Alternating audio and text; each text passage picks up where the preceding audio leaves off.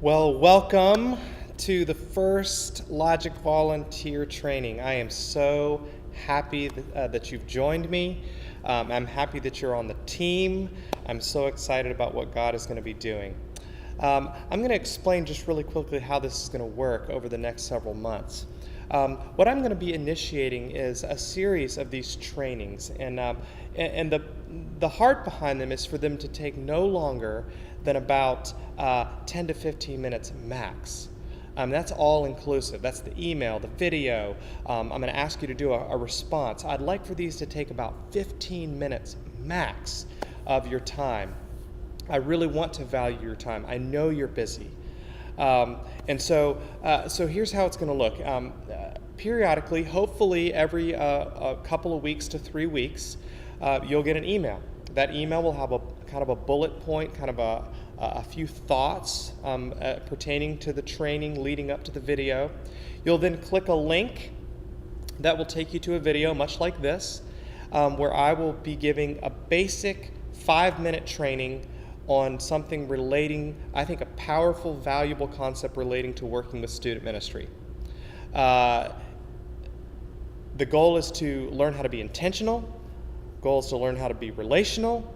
The goal is to specifically address maybe some situations that you might find yourself in, conversations or the like, in your experience as a Logic volunteer. And hopefully over the course of these next several weeks and months, you and I can learn together on how to come together, be on the same page, and how to be an effective Logic volunteer that is intentional and relational and drawing students into a deeper love for Jesus and a deeper understanding of their purpose in the kingdom of heaven. So after you watch the video, you'll go back to the email, or you can look at all of it first.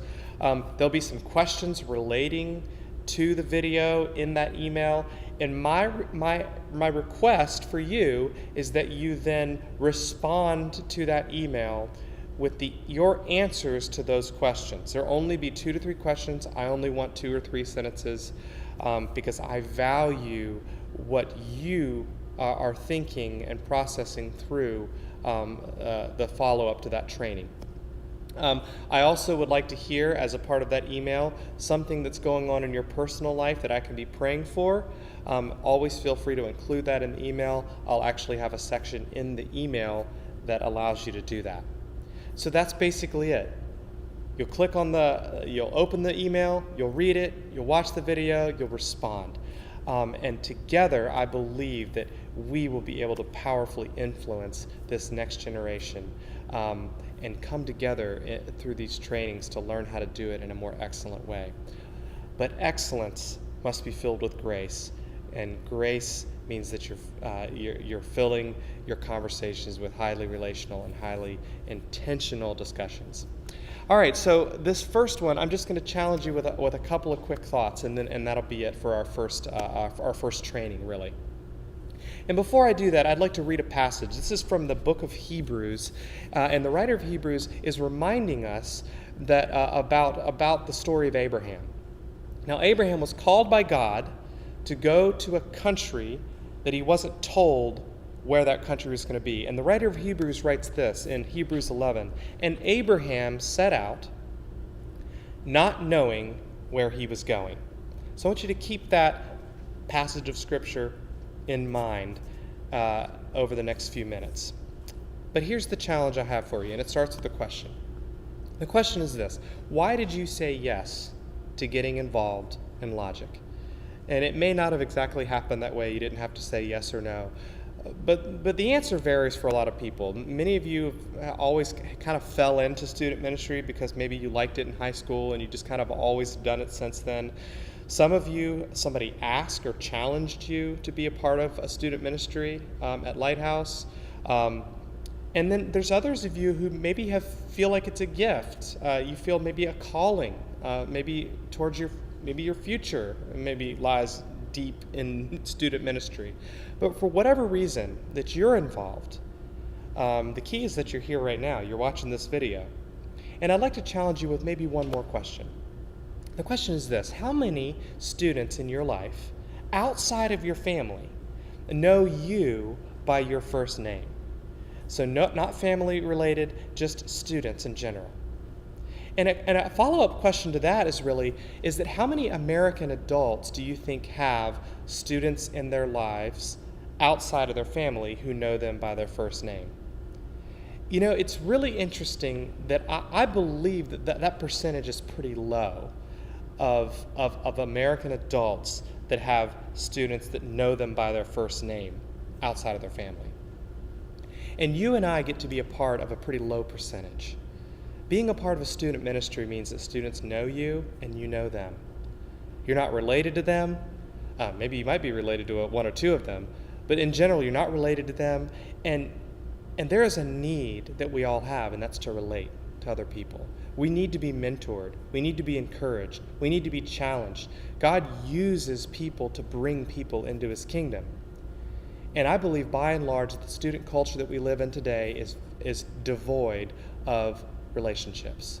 It's devoid of true, meaningful relationships. I believe there are students, a vast amount of students that attend Logic that don't really know what intimacy and relationships with responsible adults really looks like. There's a lot of students who don't have good family situations, but even if they do, we live in a society that's very detached from relationships. And you and I get to be a privileged part of a very small percentage of being in students' lives, giving them contact and having contact with students outside of our home and bringing them the truth of Jesus. With that privilege comes frustration sometimes, and it definitely comes with responsibility. We need to be above board. We need to be people of integrity when we're working with students. And so, and you might feel as a volunteer, sometimes you can feel removed from, I guess, if you want to put it this way, ministry. And that's a misconception, I believe. You know, a lot of times, when you ask people, how many ministers do they know? They think specifically of like professional or like career, like you work in the church, or like I work full time at the church. But many of us have also heard, but we often take this for granted, that if you are a child of God and you're a part of his kingdom, you're a minister. Your ministry is your life. Your ministry is your sphere of influence.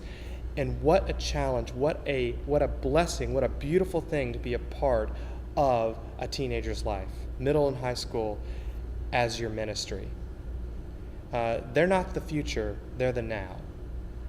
And again, a beautiful challenge for us is to be relational and intentional and people of integrity and showing students and pointing them what it looks like to be a part of God's kingdom.